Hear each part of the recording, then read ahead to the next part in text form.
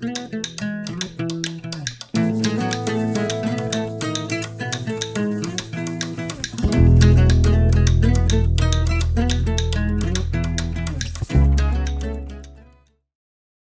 you know that one fat quarter that measures 18 inches by 18 inches will yield approximately 4.5 yards of bias tape, continuous bias tape that is? Follow along and I'll show you how. First, you want to make sure you have a perfect square 18 by 18 yardage. If not, now is your time to make sure that you square it off. Next, with right sides together, fold your square into a triangle like this.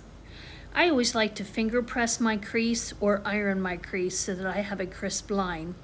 Then I take a ruler and from edge to edge, corner to corner I should say, either draw a line or just cut it with your rotary blade, but make sure you get it nice and straight.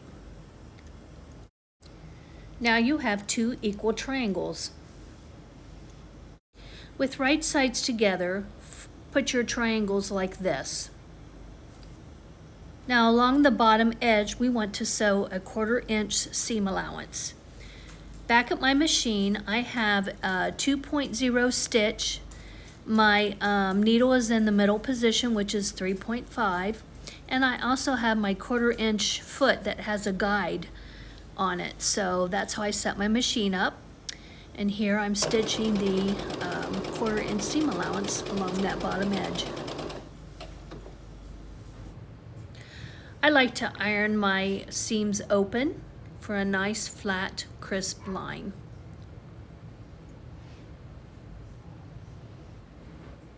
Now it's time to draw our lines. I use a heat erasable pen. I love these. I got it off of Amazon. It's in my Amazon storefront if you're interested. They are wonderful. And it looks like you're marking your fabric all up and you're thinking, oh my gosh, I just ruined my fabric. But trust me, you could let it sit for days and then go over to your ironing board and the heat from your iron makes it disappear like magic. For this particular project that I'm working on, it called for 2-inch bias tape for my project, and right here I'm showing you how I'm marking it with my ruler every 2 inches. So then I just move up the fabric, mark off another 2 inches, and I just take my time because I want to make sure I get them nice and straight, especially across that seam allowance there. So I continue to move up the fabric with my 2-inch markings, and this is I'm showing you what I'm doing here, and my markings are on the back of the fabric, the wrong side. With right sides together, fold your left side over to your right side like this. And notice how I have it offset. I'm lining up those pen marks, but I offset it by 1 mark. And that is going to be very important in this whole process. If you line those lines up exactly and you don't have a row hanging off at the bottom and a row hanging off at the top, there is no way to cut your fabric in a circular motion and have one straight line at the end. So right here I'm matching up those seams. And this seems totally wrong. And honestly, I took a while and thought, gosh, am I doing this right? I kept looking at it thinking, nope, I'm wrong. And I unpinned it again. And I thought, what am I doing wrong here? But I was actually on the right path. So I folded it again and I offset it. Look there, I thought, nope, I'm going to align it. And then I said, nope, that's not correct. I'm just showing you there. See how I'm moving it and offsetting it? And then I start to pen again because I've convinced myself I'm doing it correctly. So I mark them with my straight pens, and you could probably use clips here as well. And then we'll take it over to the sewing machine and sew a 1/4 inch seam allowance along this line as well. Here I'm showing you how I pinned it across the top. Now back at our sewing machine with the exact same settings as before and the same presser foot. We're going to sew down that side with a 1/4 inch seam allowance.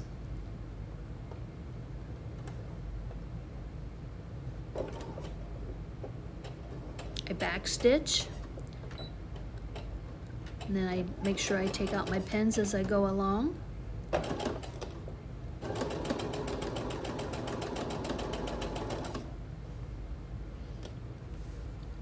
And I just sew down the side.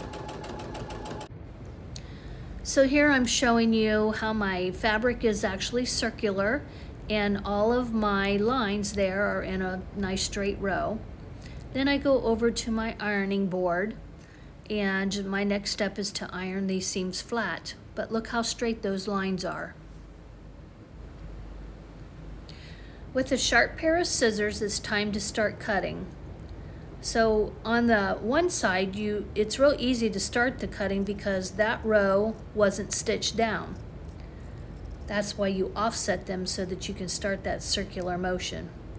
And you just take your time and cut along the pin line there, the blue pin line, until you get to the very end. And it is one continuous row of bias tape.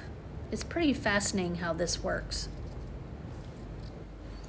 And after you're done cutting, look at that lovely length of bias tape there. And your seams are already pressed, and there's no dog ears to cut off. It's pretty impressive. And this shows you the seam of the bias tape.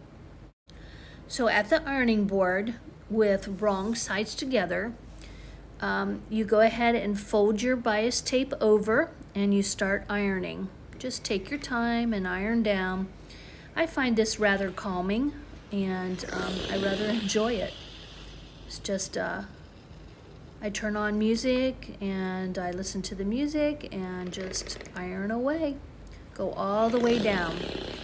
I also notice that the less steam I use, the easier it is to do. In the beginning, I had quite a bit of steam, and the steam does get hot on your fingers. But as my steam ran out, I found that it pressed just as easily, and it was less harsh on my fingers. So I recommend no steam.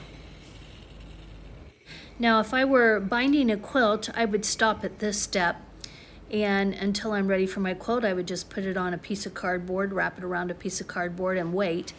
But my project is calling for this method here. I need to iron in a 1/2 inch on the bottom and a 1/2 inch on the top to the middle.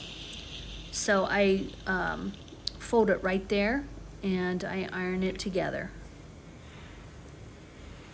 When you first start to iron it, it's a little tricky, but once the pattern starts to flow, it gets easier to iron. So don't give up. It's just in the beginning that it's hard to get the material to start behaving in the direction that you want it to. But after a while, you get into a rhythm, and it becomes second nature, and you just can zip right along with the iron. The last step in the process is to fold it over one more time. This is forming a 1/2 inch bias tape for me that has no raw edges, and I'm going to be using this on a project that I'm going to be posting soon. I'm making a quilt coat from scratch and quilting it myself. So I'll be sharing that project soon, so stay tuned on that. So here is the final bias tape that I made. Here I'm showing you, I unfolded it there to show you the 2 1/2 inch seams that I ironed in, and this started out as a 2 inch down to a 1 inch down to a 1/2 inch. So until I'm ready for it in my next project, I'm going to roll it up onto a piece of cardboard and store it away. But it won't be stored away for too long because I'm making a project, a quilted coat, as I said before. You're going to love it. I can't wait to share it with you. Please like and subscribe, and I hope to see you in the next video.